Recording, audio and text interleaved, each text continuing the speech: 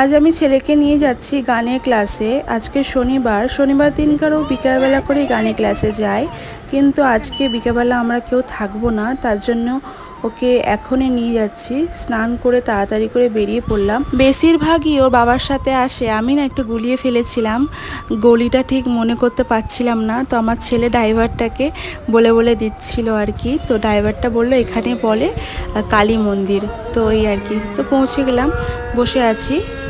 আগে একটা student class করছিল, তারপর আমার ছেলে এখন বসেছে। তারপরে স্যার আমাদেরকে দিয়েছে আম, গাছ পাকা আম, এত মিষ্টি না, আমার ছেলে খাচ্ছে আর স্যার ও মজা পাচ্ছে ওর খাওয়া দেখে। আমিও খেলাম, ভীষণ মিষ্টি, মানে গুড়ের মতন মিষ্টি। তো চলো, ক্লাস হয়ে গেছে, এবার আমার ঘরের দিকে যাব। কালারটা দেখেই বোঝা যাচ্ছে যে কত মিষ্টি আছে। আমার ছেলে বাড়ি যাওয়ার সময় স্যারকে বলছে, স্যার আমার জন্য 1 বস্তা আম আনবে, আমি খাবো, এমনি বলছে। তো চলো, স্যারের ঘর থেকে বেরিয়ে পড়লাম। টোটোর জন্য দাঁড়িয়ে আছি আমি আর ছেলে, দেখা যাক কখন আসে। এই যে টোটো এসে গেল। বাইরে বিভৎস গরম, আমি তো পুরো ঘেমে গেছি আর অনেকটাই কষ্ট হচ্ছে।